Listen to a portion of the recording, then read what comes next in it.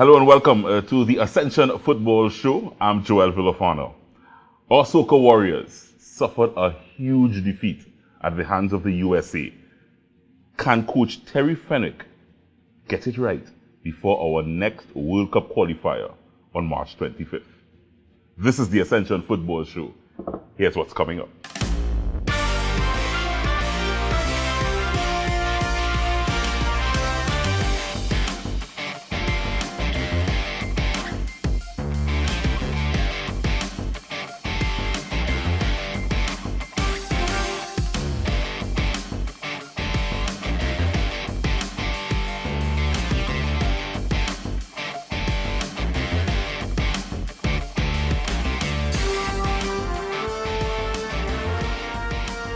Straight to our big story of the week.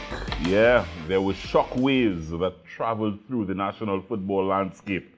Our national team succumbing to a 7-0 defeat at the hands of the CONCACAF giants, USA. National coach Terry Fenwick fielding not only an experienced team, but a team that had at least 6 US-based players that were totally unfamiliar with the national setup. Serious questions are now arising, as we are just about 6 weeks away, guys, 6 weeks away from what is our very first World Cup qualifier against Guyana. To look back at the team's forgettable performance against the USA, and then look ahead to what will be our next assignment, that World Cup qualifier against Guyana. We have joining us in studio none other than former national player, once a Rastaman, now a ballhead, now bravely boasting of a bald head with a cap. Ladies and gentlemen, please welcome Brent Sancho. Thanks for having me, Joel. Brent, thank you very much for being here with us. Brent, in a statement on his Facebook page, Coach Terry Fenwick apologized for taking this game against the USA. Taking the game against the USA was an error? It depends on, of course, what was available to him. I think at the end of the day, we all know what the pandemic situation would have caused throughout the footballing world. It is difficult for international games to be played. And of course, Trinidad and Tobago themselves was on a ban from FIFA, and that would have posed, of course, some challenges. At the end of the day, for Trinidad and Tobago is a World Cup aspiring team, a World Cup aspiring team. For you to get to these tournaments, you have to be the best in your region. USA, Mexico, Costa Rica, they're the creme de la creme, they're the best. So we have to play against them. Of course, as I said, with all the issues, with the COVID and the ban, it may not have been the first game that he would have wanted, but it was a game. It was an exercise that they could have used to, of course, to gauge, to start putting ourselves together, to start putting that guiding movement towards the first game in March 25th against Guyana. Coach Fenwick attempted to at least pull some positives out of the experience. Were you able, I mean, you watched the game, we all watched the game, were you able to pull any positives out of that? Listen, the only positive I would have seen from the game is the fact that we played a game. Outside of that, I thought it was an absolute catastrophe for us, and not just the result. The result sometimes in warm-up games is not what you look at from a coaching perspective on what we look at, but when you look at the performance, the tactical approach, the selection of players, and of course what came out after the game, the song bites that came out after the game, I think it's something that we would have to remedy very, very quickly. All fixable, I must say, Joe. All these that I've spoken to, very much fixable, but it's something that needs to be remedied very, very quickly if we are to have any chance against Guyana.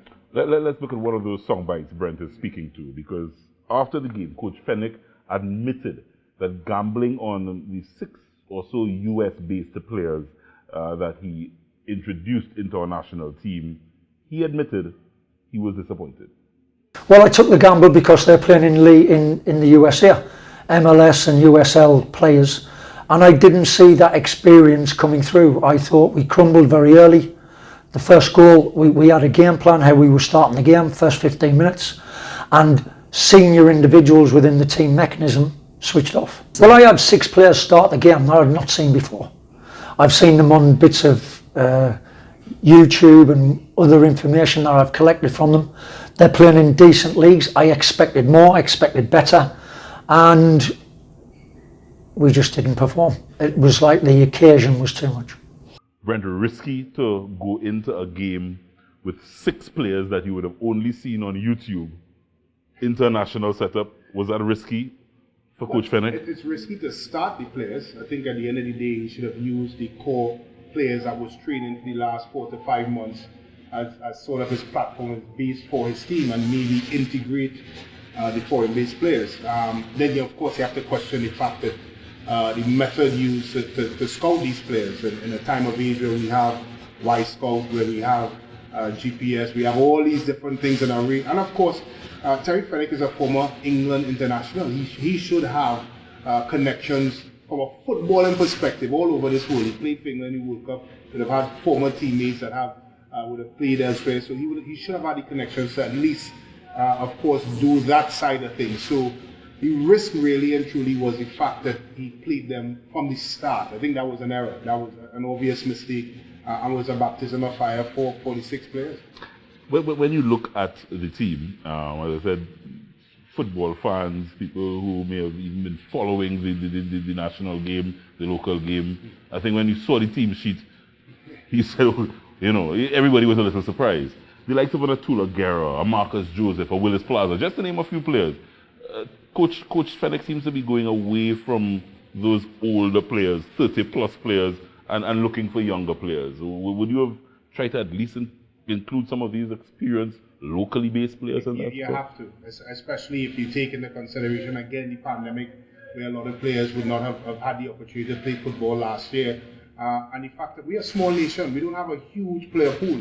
It's not like you're pulling from a very exciting under 20 or in a 21 or 23 team. We are a very small nation, and we do develop players. We do have 1 or 2 talents that emerge. So you need that experience. And when you're phasing players out and you're going through that transition period, it's something that goes along the way. It's not a forced cut and dry kind of situation. So I felt that some of the more experienced campaigners should have been around the team. I remember the World Cup is right around the corner. We have a game against Ghana right around the corner. And you need experienced campaigners at least to get us into that rhythm from a World Cup qualifying perspective. And if while that is happening, you start to integrate and bring the young players in, I think that's the best way to go about it. Finding the balance for any coach between youth and experience is a critical skill. When you were 30, you still had something to offer. I felt so. you weren't parked up and ready to call it quits. I felt so, and I think, at the end of the day, international experience is just that. That when a player would have played 20, 30 international games, that is huge, because then he understands the international landscape. And when you looked at the game, a lot of those players were basically thrown in at the deep end. And again, Joel, the part of it that I didn't like is after the game to chastise these players for their performance. You just don't do that. That's not something you do, because you need this. As I said, we have a small pool of players. It's not the players' fault. Mm-hmm. Make sure you keep them out of the equation, and of course deal with the facts of the matter of the game. Yeah. Before we look ahead to what's upcoming next for Coach Fenwick and our national team, Coach Fenwick pointed to an age-old issue in Trinidad and Tobago's football: a lack of proper development. We haven't got a development program in Trinidad. Nothing. There's nothing at grassroots level. There's nothing at 13s, 15s, 17s. We haven't got that. So by the time the players get to my national side, there's still a hell of a lot of development to be done. So we've got to try and correct that. Brent, Coach Fenwick has a point here. Before we look and continue to look for miracles in our football, have we taken and are we continuing to take a proper developmental structure for Trinidad and Tobago's football? We take it for granted, and then we expect a national team to go out and perform against the best in the world. We've never had a real bona fide national development plan, but it did not affect the likes of a Leo Ben Hacker. It did not affect the likes of a Bertil Sinclair and coaches like that. They were still able to get results with the resources that they had. So to even bring it up now after your first game is a challenge for me to even try to understand. Development in Trinidad and Tobago, national development of a player, yes, there is an issue. We haven't structured it properly. When you look at the blueprints that are set all across the world, you talk about the US, probably about 10, 15 years ago, they were not tuning out that sort of talent. But guess what they did? They invest, of course, the development of the young players through the MLS academies, etc. So now you see the likes of the Pulisic and of course McKennie at Juventus, just to name a few. So that's not surprising because they've gone down that path. But it's not an excuse because, as I said, we've had coaches who have used the resources they had to get the kinds of results. I think the national development needs that sort of conversation, a bigger, wider conversation, and of course a direction as to how to implement it. It doesn't, you don't have to reinvent the wheel. A lot of countries are doing it, and it's something that should happen here in Trinidad and Tobago. The reality now, it's 6 weeks to go, just about 6 weeks to go before our first World Cup qualifier against Guyana. March 25th is that date, guys. Mark it on your calendar. Enough time for Mr. Fennick to get it right? It depends on how he approaches this, and I think that's the overarching question. He can come back to Trinidad and with his fist clenched and wants to fight everyone, or he could be all inclusive and try to get as much help, as much knowledgeable people around him to try and turn the ship around. I think if what I saw in Orlando on Sunday, if I was to go on just that alone, I think we're in big trouble come March 25th. But if he's all inclusive, all encompassing, get every help, and not make it about Terry Fennick, make it about the national program, then I think we could do well and we could turn things around. Brent Sancho, thanks for joining us for a big story today on the Ascension Football Show. When we come back, we head up and down the Ascension Football League. The situation we have here is that these characters, and I refer to them as pests, right? What they are doing is destroying our country, but not on my watch. No street, no turf, no block shall belong to these cockroaches. Right? It's no longer business as usual. Happy hour is over. If they don't fear God, at least they will fear Terminix. Have you considered how your methods could impact on pests across the country? I find we look after the rights of pests as opposed to the rights of the 1.3 million law-abiding citizens in Trinidad and Tobago. I wonder if Roach Ladden's son come here for the carnival, if you'll interview him, eh? But how could you defend one shot, one kill? What? You want me to throw a pillow at him? I didn't say that. No, well, if a roach jumps in front of you now, what will you do? Run. Oh, Jesus, Lord Father. Pests bothering you? Call Terminix at 672-5007 or 672-0042 or visit our website at terminix.co.tt for a free quote and consultation. Join our fight against pests. Get in the game with Ascension. Quality for champions. Ascension! Ascension! Premium quality and style make you stand out all the time. Ascension is quality for champions. Ascension fit is always right. Take your game to higher heights. Ascension got the quality for champions. So everybody say, hey, oh. We wearing Ascension when we play. To run out on the field in style. What's the brand that we want? Ascension! Ascension! Ascension! We wearing what we wearing is Ascension. Quality for a champion. Ascension! We wearing what we wearing is Ascension. Get in the game with Ascension. Quality for champions.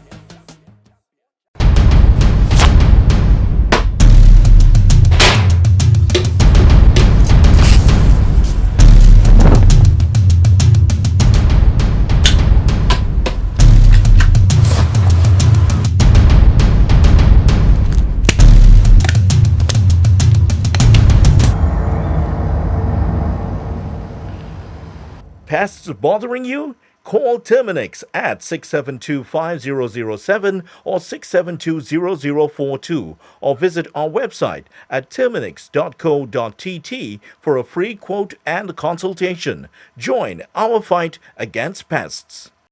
All right, we're back, and it's time now to head up and down the Ascension Football League. One of the new teams jumping onto the forefront is a team coming out of the western end of the peninsula. They're covering the catchment area from Carenage to Cocorit to Diego Martin, St. James, Maraval, that entire catchment. It is the first time that a team is coming out of that area for at least 3 decades. That area has always been a special area here in Trinidad and Tobago. It has produced players the likes of Carlos Edwards, Angus Eve, Cornell Glenn. In recent times, Kevin Molino, Kaleem Highland, Karen Ballpest Cummins, the man behind this effort, this team, Westford United, is also a former national player. A player that has also come out from this Western Peninsula. His name is Ron the Professor Laffory, and I have pleasure to have him here on set with me. Welcome, sir. Thank you, my brother. It's always a pleasure talking with you. Westford United. Yeah. One of the teams that all of a sudden you're hearing little things about as the football hoping to come back onto the front burner.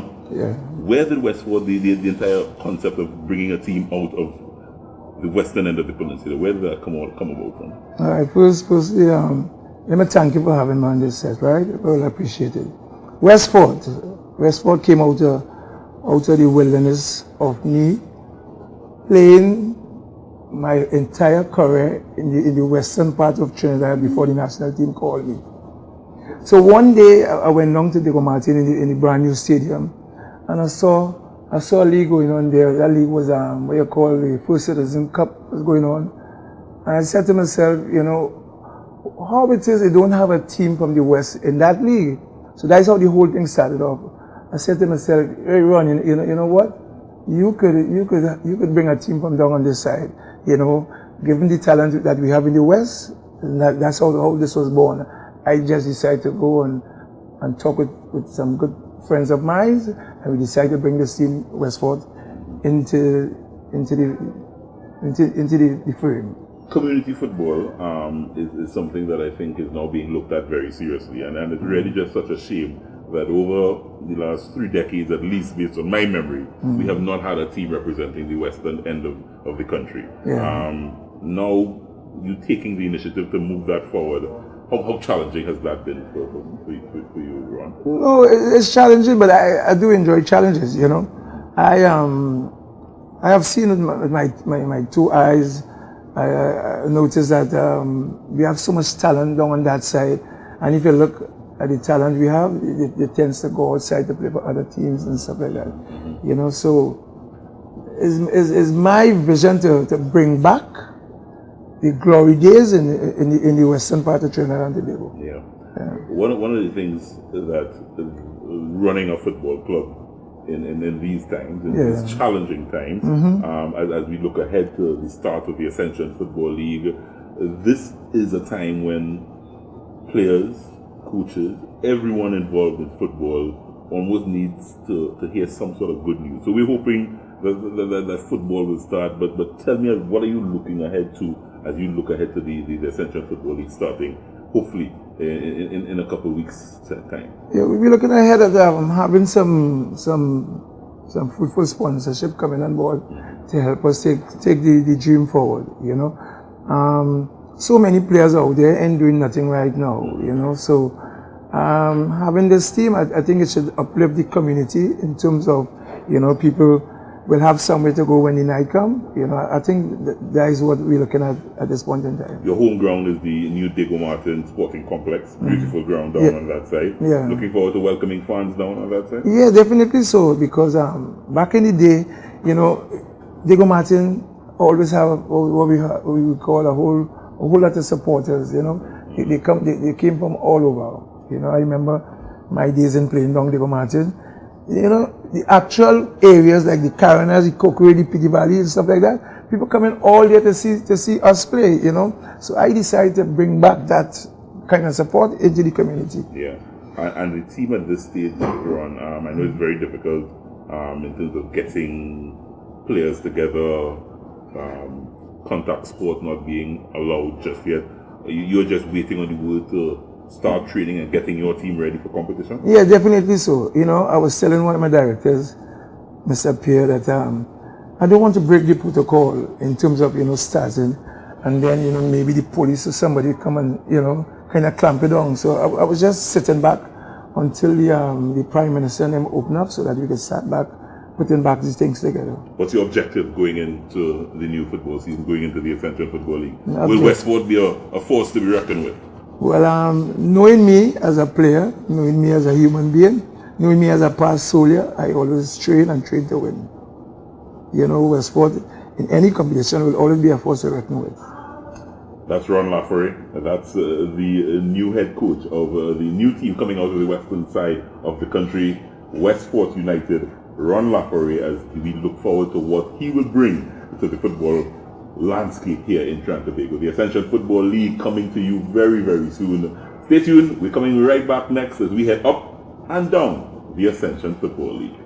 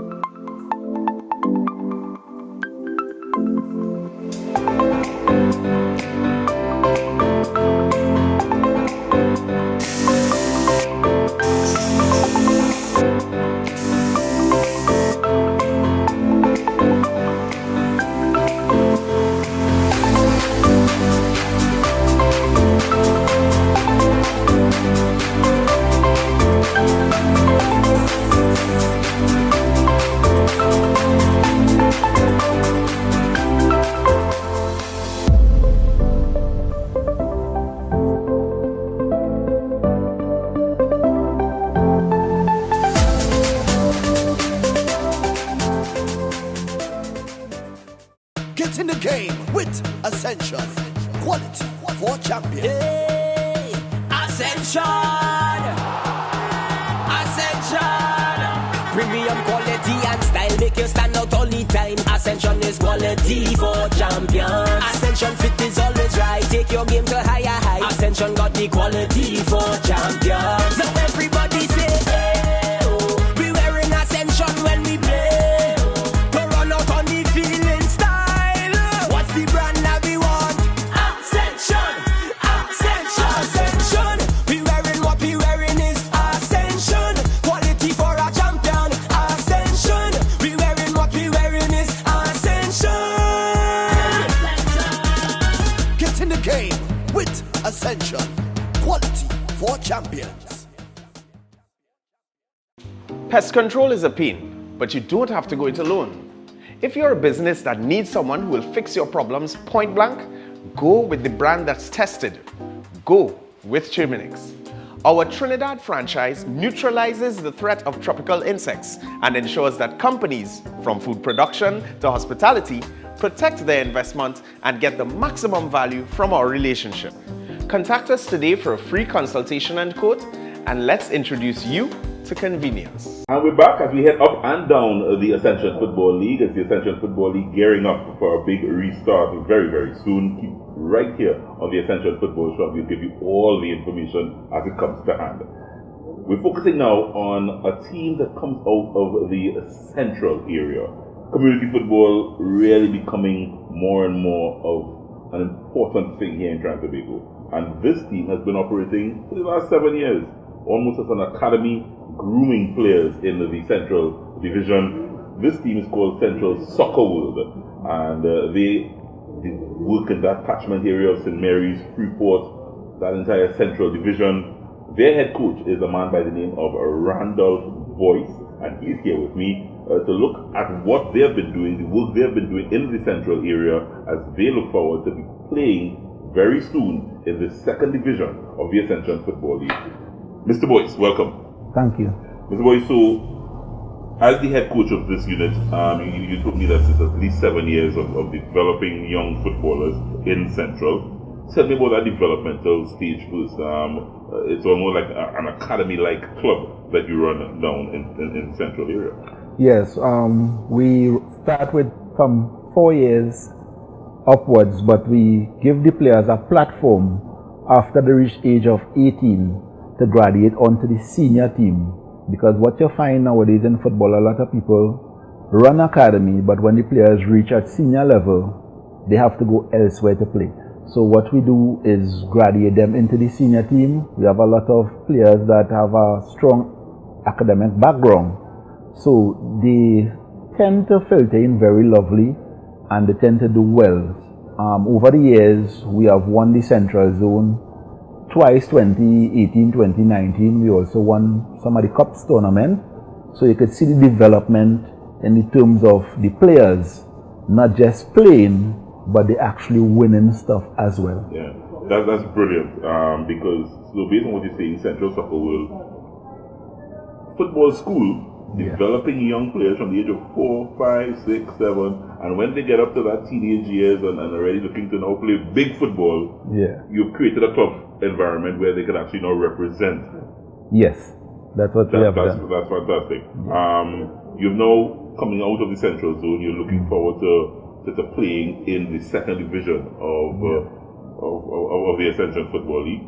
Yes, we are. Because the organization is a very ambitious organization, and we don't just want to play in the Central Zone. We also want to play the Super League. We want to play at Pro League at one point in time. So our ambition is high. The Ascension League is a very, very interesting league when we look at it last year with the organizations and the platform and the structure that they lay out. You see that they're trying to take football in Trinidad to a different level. We are so happy to be part of that this year, and we're very ambitious to try to do good in this league. Yeah. It's important, I think, when these football clubs actually emanate and come out of a particular area. Tell me about the work and some of the things that you would have seen with your own two eyes in terms of developing young players in that central area. I know when a club comes out of an area like this, it's a real community-driven thing. Yes, the whole central region has a lot of talent. Sometimes the talent go unnoticed, sometimes the talent go to different zones. So what we try to create is that the talented players of the central region, they could come and build a platform for themselves, play with us, get recognized, and if they choose to move on after, they move on. But in terms of the development of the players, it has been amazing to see that the willingness on their part and the work that we put in day in, night, because sometimes we train night with the senior team and day with the younger ones and them. And when you're seeing that work start to really bear fruit and come to fruition, it's amazing to see that the amount of talent and the amount of success that is coming out of the central area. You've seen players at the club develop from toddler 4, 5, 6 to teenage to senior. You've seen that development over the years. Yes, I'm the head coach of the organization plus one of the directors on the board of the organization. So I with the organization from beginning, and you're getting to see that transformation and you're getting to see the good work that is coming out of the organization. What's the ambitions of this club? I know I said first thing on the agenda right now would be the Ascension Football League. You're going to be playing in the second division. What's the ambitions of this club? The ambition of this club is quite high because we want to aspire to one day play in the Pro League as well. We know that it has steps that you have to take to reach the Pro League, like win your zone. We finished in 2019, we finished third in the Champion of Champions. We won the zone, we finished third. We played in a league that the TTFA had called the League of Champions. We finished second before the COVID interrupted it. And here we are at the Ascension League, where we're trying to get with foot in, stamp with authority in there, and try to see what's next for the organization in terms of going higher. Round of boys. Thank you very much for joining me. You're welcome. Right here on the Ascension Football Show. Look out for Central Soccer World. They're going to be lighting up the second division of the Ascension Football League.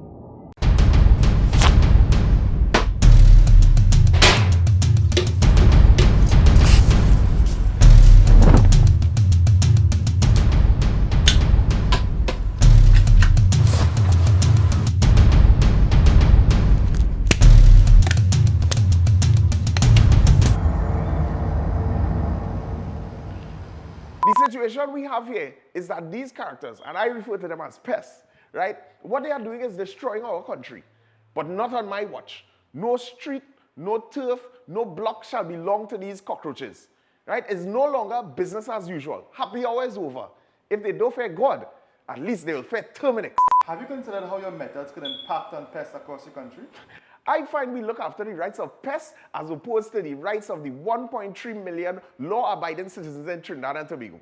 I wonder if Roach Ladden's son come here for a carnival, if you'll interview him, eh? But how could you defend one shot, one kill? What, you want me to throw a pillow at him? I didn't say that. No, well, if a roach jumps in front of you now, what will you do? Run. Oh, Jesus, Lord Father. Pests bothering you? Call Terminix at 672-5007 or 672-0042 or visit our website at terminix.co.tt for a free quote and consultation. Join our fight against pests.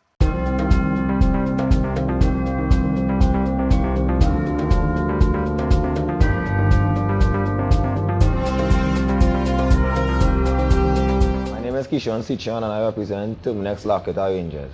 The first time I ever kicked a ball, I miskicked the old boy, burst my toe, and from then I just continued playing football. When I first fell in love with football, I was over the TV watching Ronaldinho and then play football. And then I started to go to the coaching school, Santa Rosa, first FC Santa Rosa, and I never turned back from there. I never used to want to go, like when I go to play, I never want to go home. I would stay. I would cry to stay. I didn't want sessions to finish. I didn't want football to finish. Even when I home, if I do my homework, I would hurry my homework down and run away, hide and go and play football. I born and grew in Takriga. I used to mostly go to Ediat football grounds, and that is where I play most of my football as a youth. Every Saturday morning we used to play. It had like 4 fields on Ediat ground, where they used to play under 13, under 15, under 17. So we started off playing down to the back, more to the hockey center. I had a small field for the under 13s, under 15s. So we used to play, every Saturday morning we used to play it. We used to have 3 games, different age groups. That is where I started off playing. My favorite position is left or right midfield. That is where I enjoy playing most times. I love to pick up the ball and go after defenders and score goals. So that is why I enjoy playing. Watching football on TV and seeing the lifestyle of these players, Ronaldinho and Kaká and these players who I grew up watching, I always wanted to experience what they experience playing abroad, playing for big clubs, living the lifestyle. So when I started playing, and I started to play at a higher age group, under 17 and stuff, I realized that I wanted to take football serious. The first club I started playing for was Defence Force. At 17 years, I started playing Pro League with Defence Force. I played there for like 3 seasons, and then after there I went to Central FC. And after Central, I started off with Northeast Stars. It was a great experience playing amongst all these senior players, grasping all the knowledge and experience you could get from them. Playing with players like Devon Jocelyn and Akil Edwards, Joan Baltazar. At Central, I play with Sean De Silva, Leston Paul, these fellas. Always used to want to be around these players because they were the more experienced and bigger players at these clubs. You know, it's always a pleasure to represent your country at any level. I started off playing with the national 17 team under Sean Cooper. Then I went up to under 20 with Derek King. Then I played for the national under 23 team. It's a very good experience to always represent the country. Going away, traveling, visiting different countries, and experiencing, you know, other weathers and different atmosphere, playing in front of big crowds and stuff. It's always a pleasure to play at a senior level amongst these big players that play abroad. It's always a pleasure to brush shoulders with them. My goal is to score as much goals as possible and be a big asset to my team, help my team to win the tournament. The last Ascension tournament, there was 2 divisions, first and second. I played at the second division with UTT. I top scored in the second division with 12 goals. We came second, 1 point behind the team from South. And after that, there was opportunity. The coach, Dave, called me to come to train to Terminix, and then after I did my best and that's over here. It's basically the best team I ever played for in Trinidad and Tobago. Yeah, the experience level of professionalism, the way that the coaching and the coaching staff, everyone takes good care of the players, everything is perfect. Our main goal is to make sure and win this tournament because our manager, he need us to win this tournament. And for us as players, it's always a pleasure to win whatever tournament you're playing in. Come out victorious.